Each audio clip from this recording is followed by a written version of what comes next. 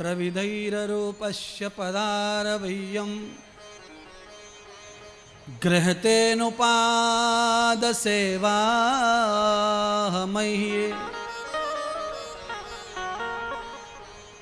अनावृत्तरूपेण भवते ससिन्धुम्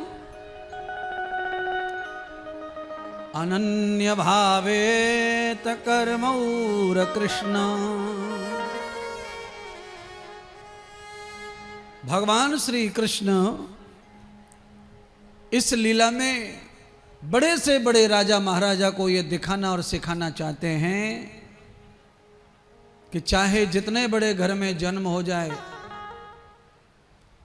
चाहे जितने बड़े सेठ के घर में जन्म हो, पालन हो, पर गाय की सेवा तो बचपन से ही हमारी आदत होनी चाहिए।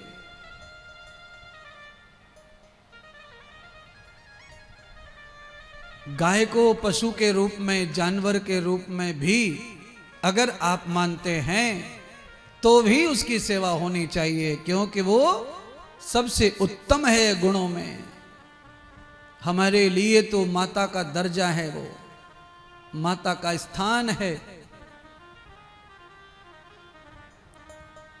पर कोई उसको इस कैटेगरी में भी नहीं मानता हो मां के रूप में, तो भी वो उत्तम है।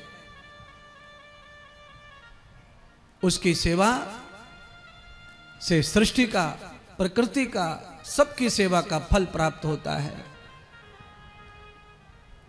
शाम हो गई, लौट कर नहीं आए कृष्ण, क्योंकि लौटने के लिए गए नहीं है तो लौट के कैसे आएंगे। अनरहित सेवा करने के लिए गए हैं।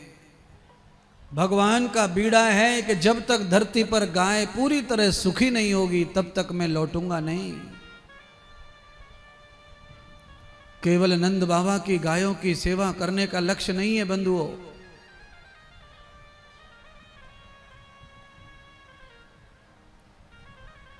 धरती पर जितनी गायें हैं सब गायों की सेवा हो, सब गायों का संरक्षण हो।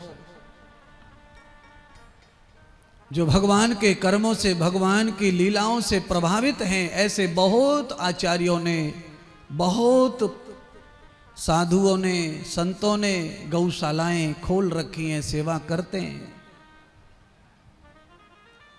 परमात्मा ने मुझे भी सौभाग्य दिया है गौ के साथ में सेवा से जुड़ने का। बहुत वर्षों से सेवा निरंतर चल रही है गौओं की। जितनी हो जाए ज्यादा से ज्यादा सेवा करनी चाहिए। देखो हमारे पास में तो काम भी बहुत है और एक भी काम हमारे लिए नहीं है, सारा काम जगत के लिए है, राष्ट्र के लिए है, आप लोगों के लिए हम काम करते हैं दिन रात।